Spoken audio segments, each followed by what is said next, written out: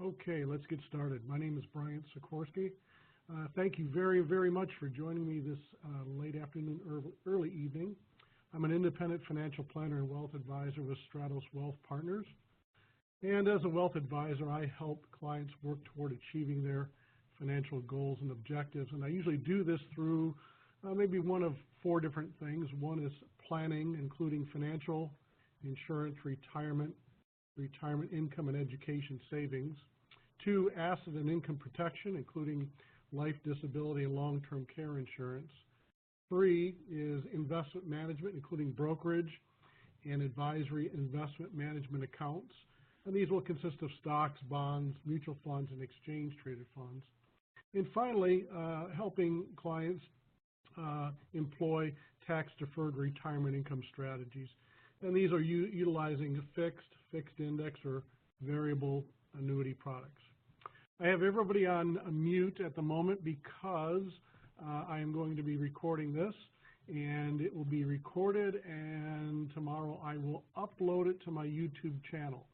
So if you have to leave or you tell somebody about this and they want to watch it, they can go to after tomorrow to my website, BriantSikorski.com, click on the YouTube icon in the upper right-hand corner, and it will take you right to my YouTube channel where this presentation will be. I've also attached a few documents that we're going to go through.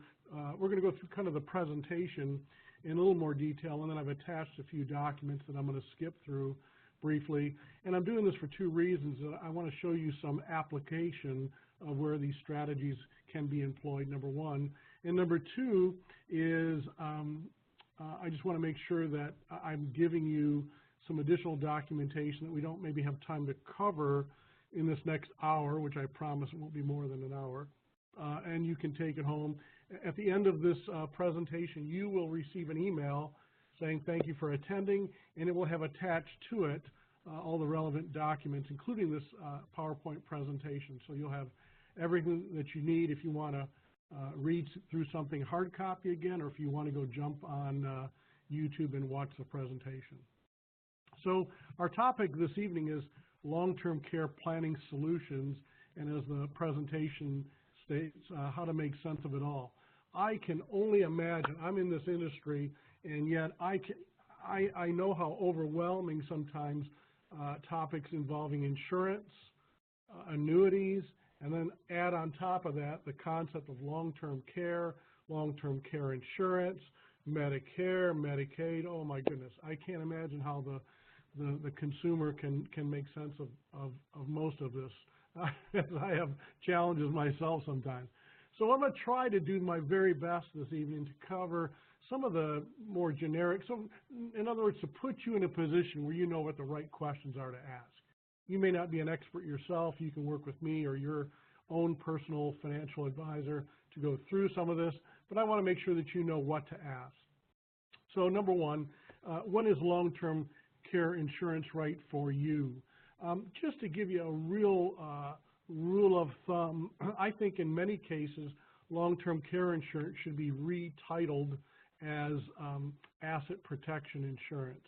Because today, if you or I need nursing home care and we apply for Medicaid, what's the very first thing that we have to do? And that is to qualify. So we're going to talk about that.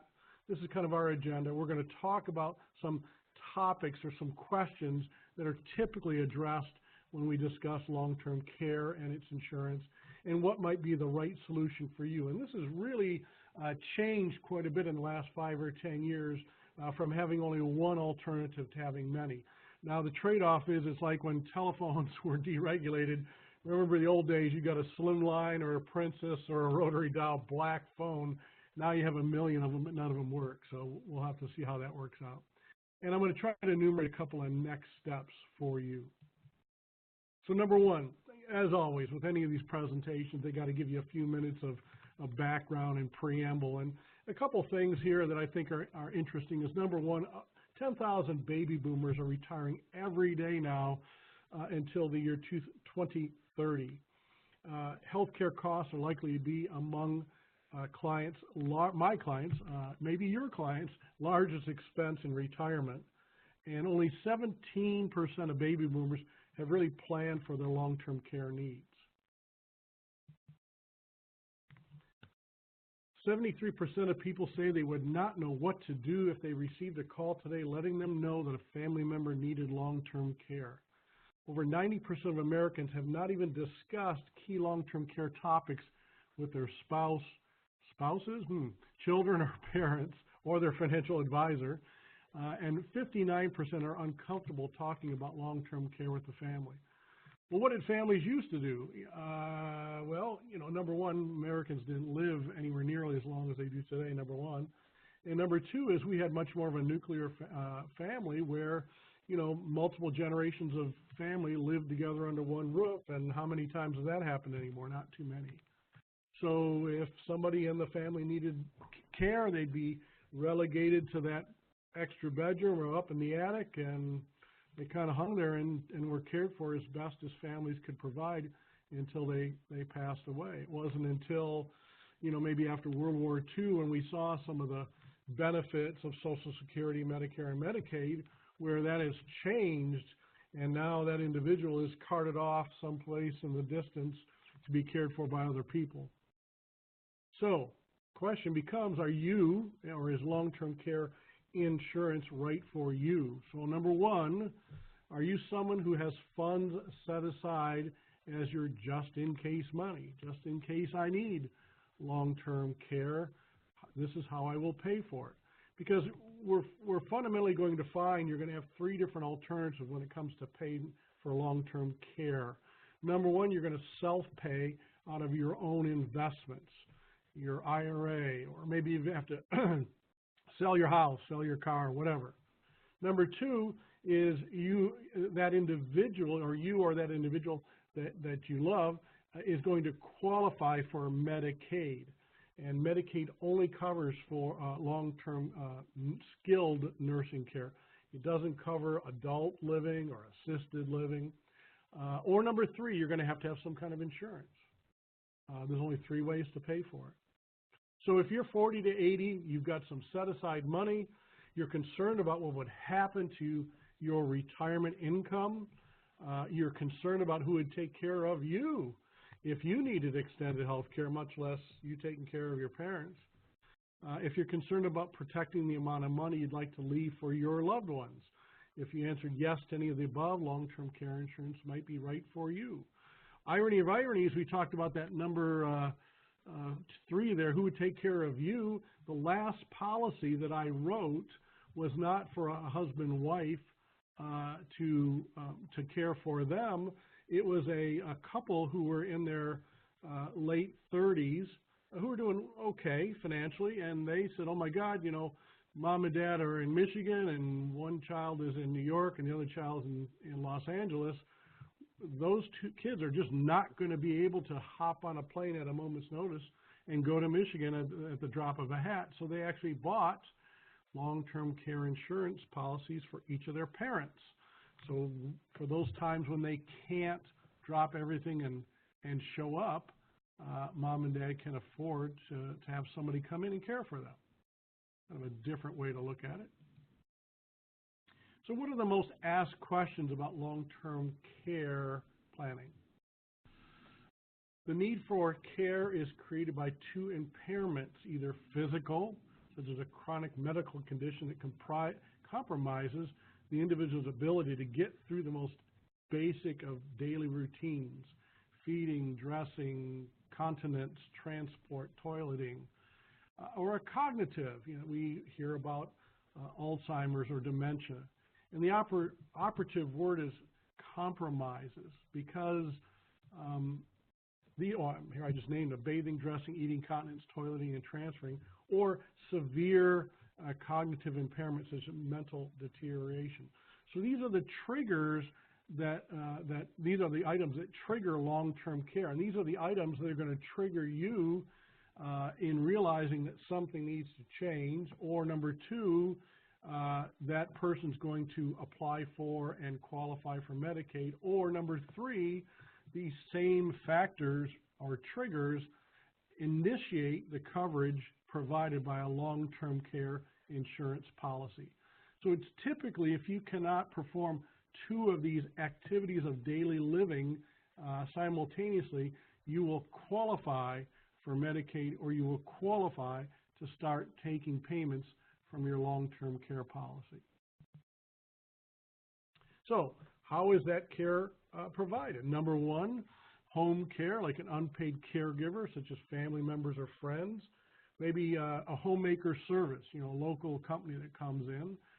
Maybe an independent care company, a nurse, home health aide, and or therapist.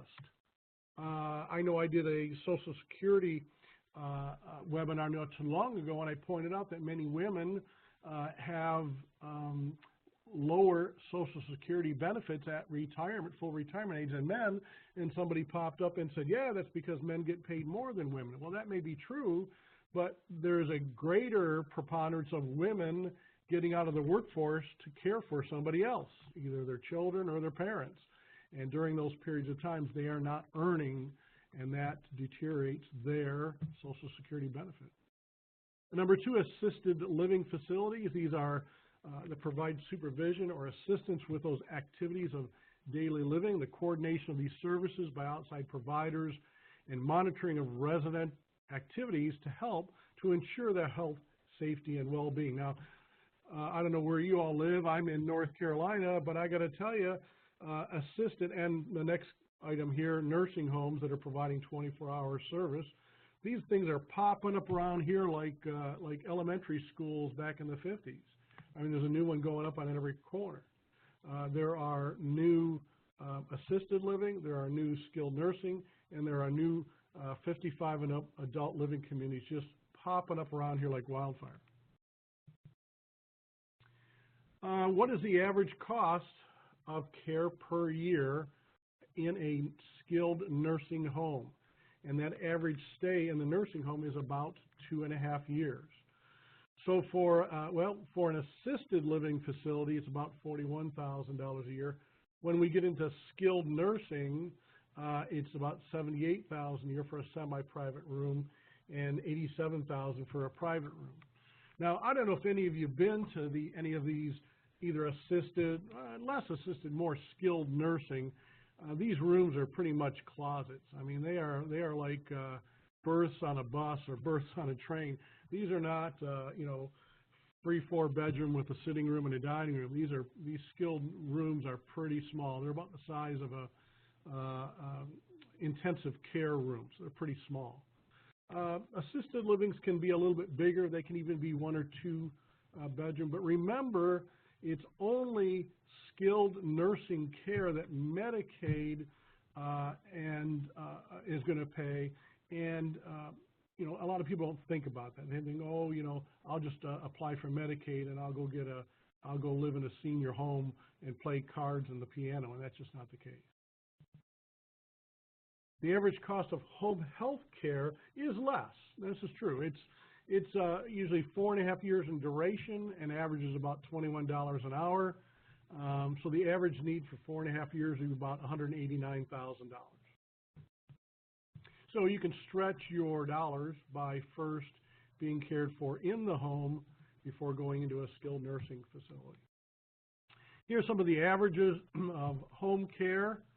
Annual cost in the 50s, adult day health care, where you take and drop mom and dad off for the day and then it's like child care in reverse, $17,000 a year. Assisted living facility, private 1-bedroom, $51,000, and skilled nursing, semi-private or private, right around the $100,000 mark. So I've alluded to this a little bit, but who pays for what? Number one, private health insurance only pays for skilled care where the patient shows sign of improvement. So when I'm talking here, I'm talking about Medicare. So this is where, or your own company's insurance, health insurance. So this is where, you're in the hospital because something's happened, and then you go into rehab, and then you go home, and then sometimes you go back in the hospital, and you go back to rehab, and you go home. Now, Medicare here covers the cost of long-term care temporarily, but only for 100 days, in a skilled nursing facility after hospitalization of 3 days or more, after a three consecutive days stay under treatment in the hospital. After 20 days, the patient incurs a copay. Medicaid requires a person to be completely indigent with $2,000 or less, depending on the state, to receive long-term care. And Social Security, which a lot of people think provides nursing or long-term care, does not provide any. So let's emphasize this Medicaid aspect here. If you, let's say, have $100,000 in an investment account, and you go in and you apply for Medicaid because you think you need to be in you've been identified by your doctor as needing to be in a skilled nursing facility, well, Medicaid is going to say to you, that's great, you got that $100,000 because it costs about $100,000 a year here. So you're going to pay that first $100,000 out of your pocket, and then after that's been reduced down to $2,000, then you become eligible for Medicaid. Now, number two is not all nursing homes or skilled nursing facilities, communities, not all of them take Medicaid, and if they do, they relegate it to a few number of beds, kind of like frequent flyer, or like first class. So I tell people when I do in-person long-term care presentations, I tell them to think about the last time they were on an airplane. Think about that time you were in first class. You got upgraded for some crazy reason, and you're sitting there in those buttery leather seats, sipping your wine and your shrimp Florentine. Now think about back when you were in that middle row of a five across with a screaming kid behind you, eating your peanuts and drinking your Diet Coke if you were lucky to get one. That's the difference between having long-term care insurance, which is first class, and Medicaid, because Medicaid is really nothing more than medical welfare. Consider the odds. Chances of experiencing a house fire is 1 in 1,200.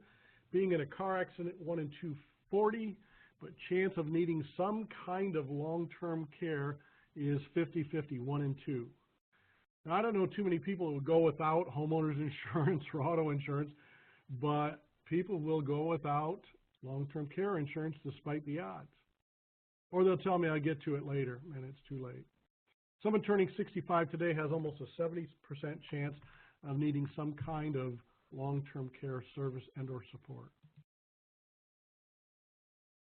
Starting young, it's not just for seniors. 40% of Americans who need long-term care are between the ages of 18 and 60. Now, the point being here is that most people, myself included, when you think of long-term care, nursing home care, et cetera, et cetera, et cetera, what do you think about? You think about old people, right? 80 years old or something, right?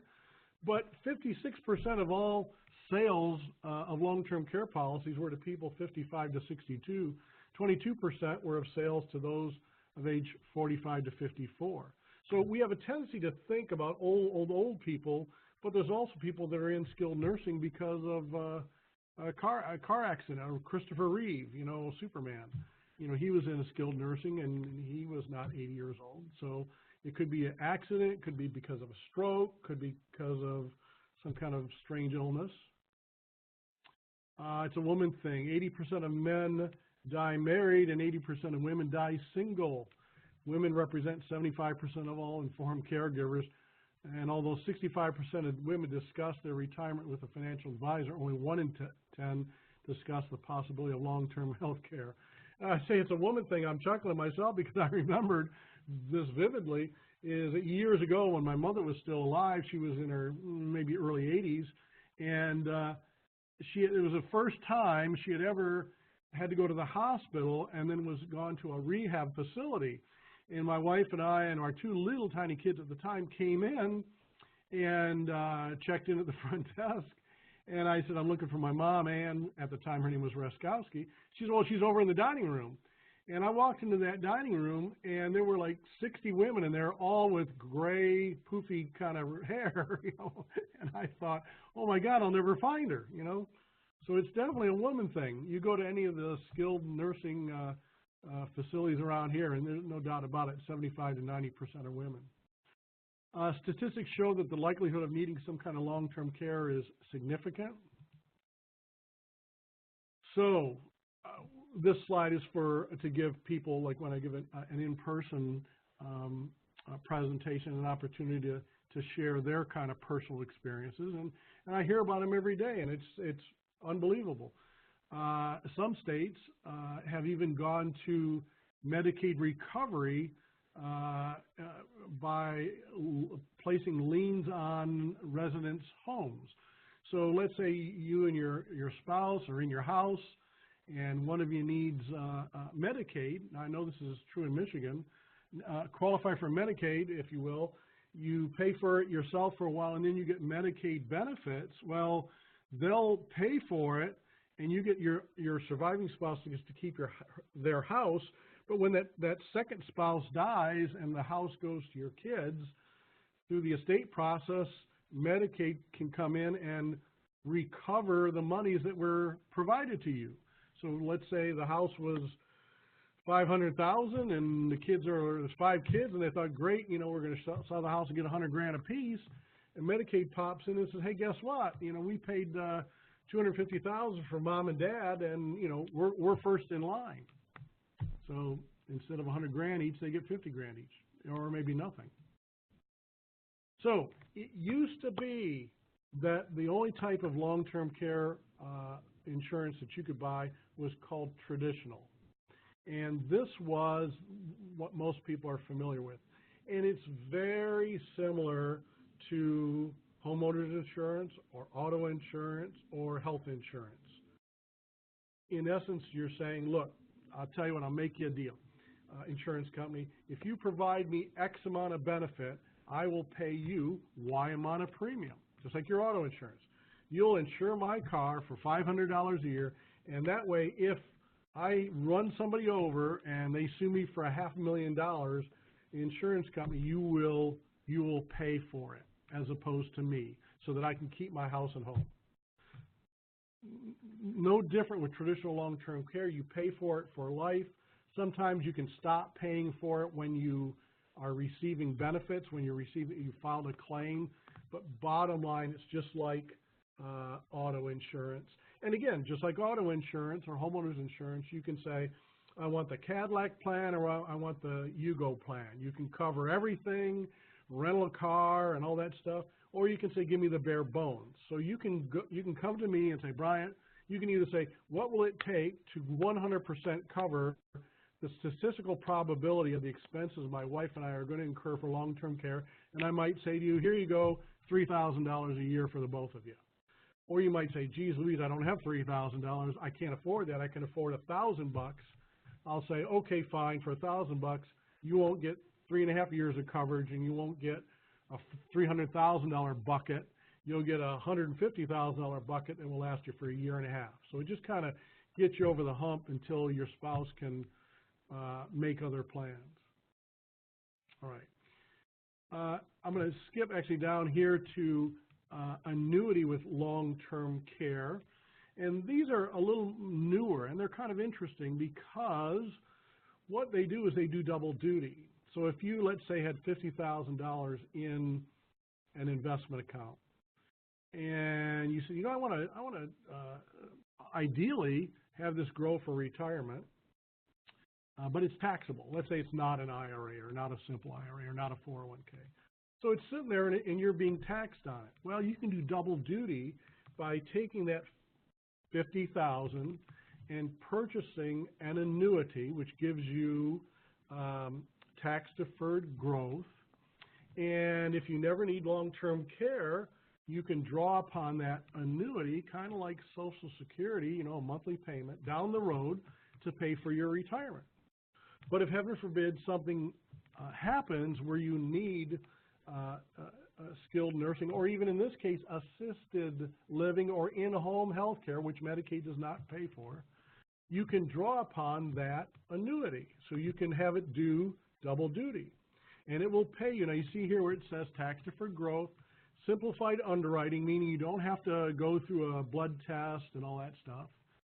Offers 2 to 3 times of long-term care benefits. What does that mean? That means that for every dollar that you drop into this annuity, if you put in $50,000, you immediately will have between 2 and 3 times as much long-term care benefit. So you put $50,000 in, and bang, now you have up to $150,000 in long-term care benefits. That's pretty cool. It says earns a minimum guaranteed interest rate. You can buy these in either a fixed annuity where it just has a fixed rate, or you can buy a variable annuity where you pick the underlying investments, and how the annuity performs is a function of those investments. And the third type, so we got traditional, we got annuity with long-term care rider, it's called. And the third type is a life insurance policy with a long-term care rider. So it's a bit like the annuity, but the difference being is that you're actually buying a life insurance policy that is going to leave your money tax-free to your beneficiaries, whereas with an annuity, it would be any gains in the annuity would be taxed at ordinary income. So which should you choose? Well, but it does require underwriting, not maybe as stringent as just a life insurance policy. So which do you pick? Number one, if you don't have $50,000 or at least $25,000 sitting around, the only real choice you're going to have is a traditional long-term care policy. Number one. I say that's part one. Part 1B, you might be able to buy a life insurance policy with a long-term care rider and employ their 10-pay feature. So they will allow you to let's say that in order to get the X amount of coverage in life insurance, death benefit, and Y amount of coverage in long-term care, the lump sum amount needed, I'm just making this up, is $50,000. They'll allow you to make 10% payments over 10 years. So you can make $5,000 in payments over 5 years, okay? An annuity won't let you make payments. An annuity, it's bang, you got to put all 50 in. Now you could buy an annuity this year and put 50,000 in, and then next week or next year buy another one, and then next year buy another one. So you can have more than one policy. That's just fine. But most people don't do that. They'll usually do a lump sum. So if you have no real, free money to invest, you're probably looking at a traditional long-term care policy. If long-term care coverage is your primary objective, if you're like, hey, I need life insurance, and gosh, I can throw $5,000 in a year for the next 10 years, and gee, while I'm at it, since I'm buying this life insurance policy, wouldn't it be nice to have some long-term care? What the heck? It won't cost that much more. And then again, if you just have that lump sum of money that is sitting there getting taxed, then an annuity with long-term care might be an alternative for you. Come on, baby. So you might want to look at this later, but it's essentially what it's saying is, the old plans used to be quite expensive. You couldn't share them with your spouse. You really didn't have flexibility in how long the benefit period could be, but now you do. So bottom line, what this slide is showing us is that there's much more flexibility. You can see the old approach individual plan premium, $17,000. You can see why people had heart attacks seeing that. Now you can create shared plans. You can decide not to cover all 100% of your expenses, but just cover part of it to kind of get you over the hump. Why not self-insure? Well, I see people tell me that. Oh yeah, you know what I'm going to do is I'm going to start saving $100 a month now, and in 10 years when I need long-term care, I'll be all covered. Well, let's think about this. $100 a month is $1,200 a year times 10 years is $12,000. Even if you doubled your money every year, that would, it's not even close. So bottom line is it's really only with insurance can you get that quick leveraging of your money. Just face up to it. Why don't more clients buy, let me emphasize, traditional long-term care? Because most policies are use it or lose it, just like auto and homeowners. Now that kind of kills me because I have people tell me, well, Brian, I don't want to buy long-term care insurance because if I don't use it, I'll lose it. And I said, well, yeah, so? And they're like, well, I just can't, think of making all those payments all those years. So let me ask you a question. Do you have health insurance? Well, yeah. Well, are you paying payments every month? Yeah. Well, are you going to stop those or not pay those anytime soon? Well, no. Well, do you have life insurance? Well, yeah. How much are you paying? Well, I'm paying $200 a month. Well, are you hoping to die tomorrow so that you can collect on that policy? Well, no. Do you have auto insurance? Yeah. Are you hoping to total your car today so you get that money back? Well, no, don't be silly. Do you have homeowners insurance? Yeah. Are you hoping that when you drive home tonight, that house is ablaze so that you can get a return on your premium payments? Nobody expects to get their money back on any of those policies, but for some reason that is unbelievable to me, they feel they can't buy a long-term care policy because they won't get it back.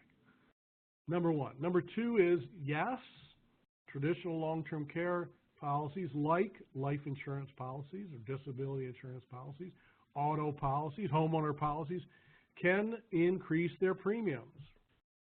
3, they will have waiting and elimination periods. 4, well, it's viewed as expensive, and somehow, some way they think that by keeping a coin jar, they're going to self-insure their long-term care needs. So this is what I was explaining about the hybrids, where we have these life insurance policies that do double duty of giving you both a death benefit, tax-free growth, and long-term care benefits if you ever need it. And then again, here's our annuity with long-term care concept, where we're doing double duty. So I'm going to show you a couple of quick policies here in a minute, but the summary here is that the likelihood of needing long-term care is very significant. The cost of such care can be financially devastating. It's not covered typically by health insurance, not covered by Medicare after 100 days, and even then Medicare only pays in unique circumstances. Long-term care coverage is definitely another piece of your financial and retirement consideration, and purchasing long-term care insurance coverage may help preserve your financial well-being and provide you a peace of mind. So I've also included here, which you can look at any time, I've included just an example, a John Hancock traditional long-term care policy brochure. So it can kind of go through, I know we kind of hitting the high points, but there's a lot to cover. So this gives you the chance to kind of go through and try to take a look at, okay, I don't have a big bushel of money sitting around here, but geez, I can afford a few $100 a month or a couple of grand a year in some way, shape, or form to purchase a traditional policy, which I would say would be better than none at all, number one.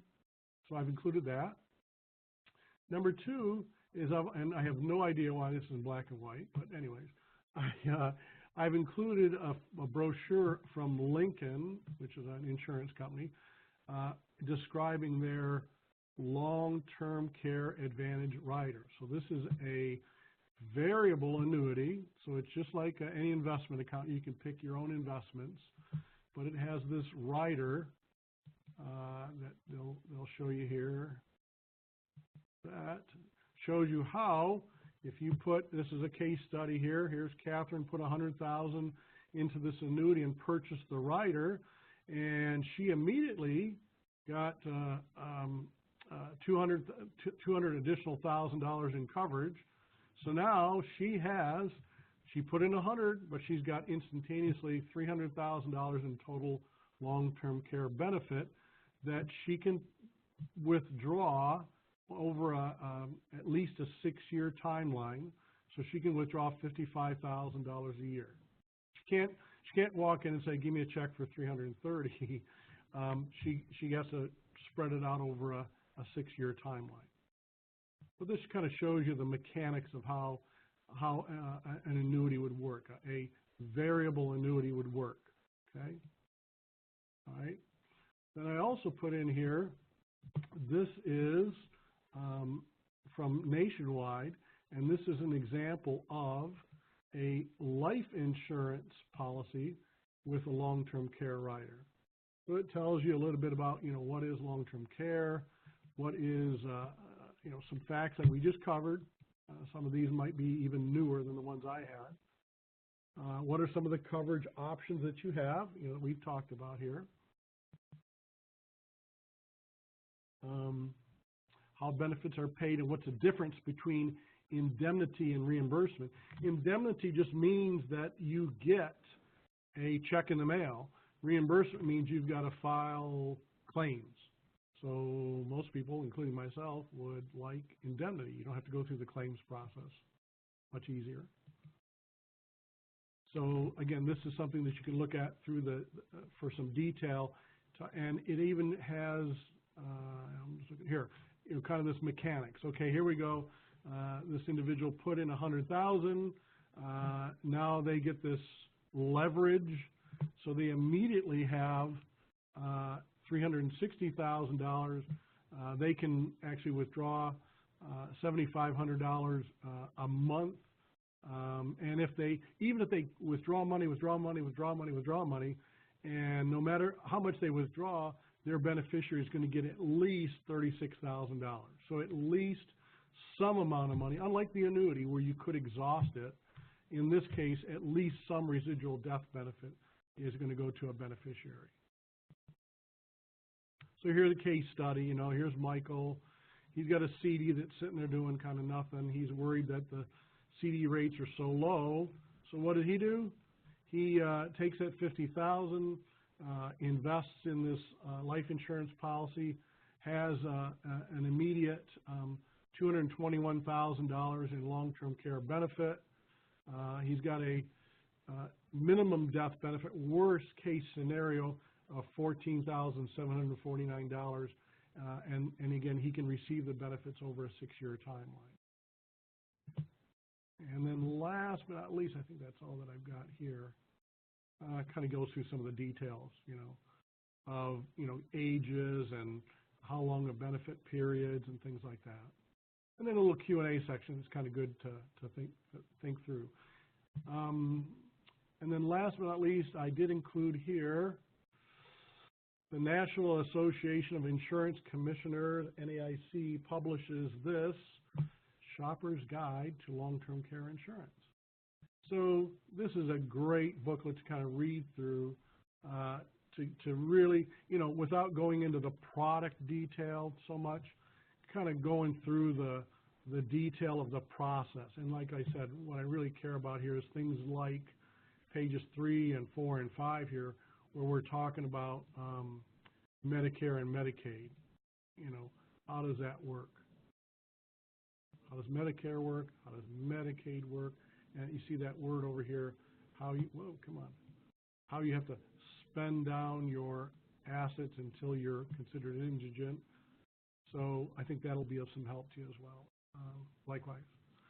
So with that, I'll wrap things up and say thanks very much for joining me. As I shared with you, I have recorded this presentation, so I will be uploading it to my YouTube channel tomorrow. And so if you go to my website at Briant Sikorski, www.Briant, B-R-I-A-N-T, Sikorski, S-I-K-O-R-S-K-I.com, you can go to my website there and click on the YouTube channel, and it will take you right to my website. So let's see if this will work for me here. I've had just the no end of technology challenges today. But so here's my website. You can see up here in the upper right-hand corner, it's got a little YouTube channel. Click on that. And here we go. You can see these are some of the webinars that I've done before that I've recorded and uploaded. And there's a whole bunch of them here. So with that, again, I'll say thank you very much.